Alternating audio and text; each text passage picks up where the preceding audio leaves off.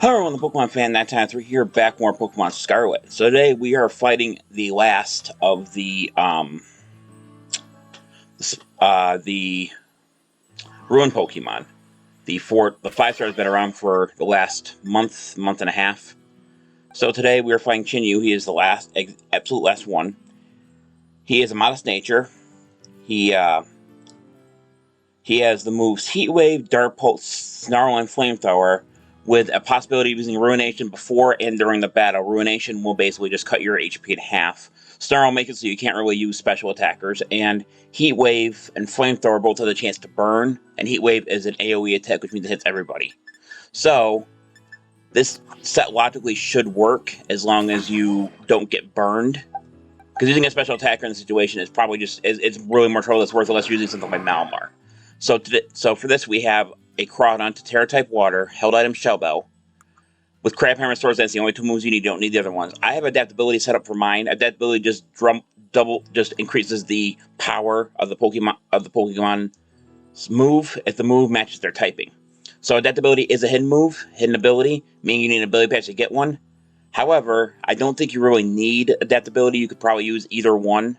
Either the other abilities, which I believe is Shell Armor and something else. Anyway, so this particular one has match HP max special defense. That is to counter Chinyu's powerful special attack stat. You always go second. You'll most likely go second because Chinyu is quite fast. And then basically our entire strategy is to Swords Dance and then use Crabhammer over and over again until he goes down. Now, he can negate your Swords Dance, so you have to be careful. And Crabhammer is 16 power points.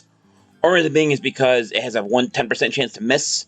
But the critical hit was just too good to ignore on that. So this works the way I want it to. Last time when I tried this, it was not that bad. Like I said, there are a couple things that could cause a bit of problems. For example, if you miss Crabhammer several times in a row when you're low in HP, he could knock you out. The burn is also a thing that could happen, but if the burn happens early enough, I don't think it's going to matter. As long as you go down with a reasonable time after you get burned. Alright, so we got a pretty good setup here. We got Intimidate User, which isn't going to do as much good against Special Attacker, but he's there. We have Rabavia, which is going to let us heal with its ability, but it's also going to let the opponent heal. So he's going to start with Ruination. He did not hit me. Should be fine. So we're going to go for a Swords Dance. That's to increase our attack by 2 stages.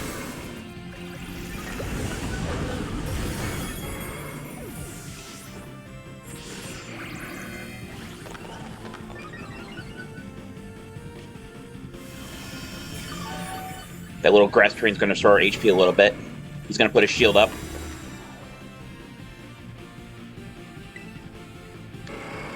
So now basically you want to use Crabhammer, then use Swords Dance when he is not.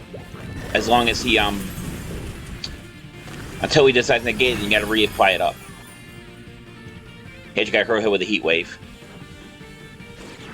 Crabhammer's a high chance critical hit. So if you wanted to push it a little bit higher, you probably could teach it Focus Energy, assuming that it can learn that. But I found it to be not necessary. He also likes to steer you of his Terra Charge, means it's going to take longer for you to Terra. Also, if you happen to miss Crabhammer, it does not count towards your Terra, so you got to be careful about that. I did not know that, because every time I would face a Raid Pokemon, I would never miss my move. So I had no idea that missing a move, even if the move was used, does not count to Terra. The attack has to connect in order for it to count. Alright, so there's the engaged on our side, so we're going to go again for Swords Dance. He also likes to use Dark Pulse to Snarl a lot. I'm not exactly sure why he does that, but there is another chance that I just thought of now. He could flinch you with Dark Pulse. So there's a lot of RNG in this one compared to the other ones, because he could do a bunch of things to you that could really screw with you. But as long as he uses like Snarl, I don't think you have much to worry about, because it's only war special attack, and we're not using our special attack anyway. Also, you're probably going to want max IVs in HP, attack, special defense, and speed. You don't need defense or special attack. Only reason being is because there is a he's obviously a special attacker, so you don't need physical defense buff. And the IVs might not be necessary. You might be able to do it without increasing the IVs at all, using caps or whatever. So I think this is my last Crabhammer I need to Terra.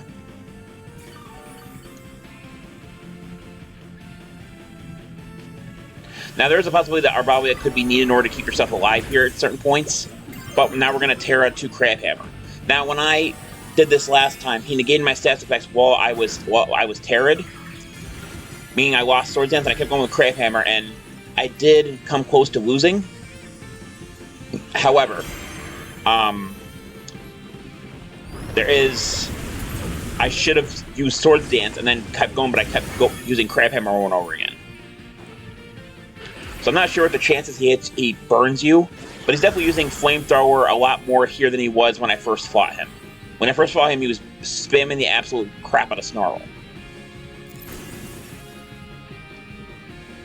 Now you could easily, if you're worried about Crabhammer, you could teach it another water move, a powerful water move. I think you're going Waterfall and a couple other ones as well. So there's that stats issue I was telling you about, so I'm going to actually just go for the Sword Dance. Also, the another reason you want to keep Sword Dance up is because you want to make sure you can do damage and heal yourself with Crawdaunt Shell Bell, because Crawdaunt doesn't have any natural way to restore its HP through moves or anything like that, so you got to use the Shell Bell. Otherwise, I just choice band. I mean, not even use Sword Dance at all.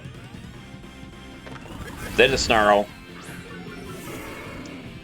And in case this looks really smooth, that's because I am still playing on the Switch 2.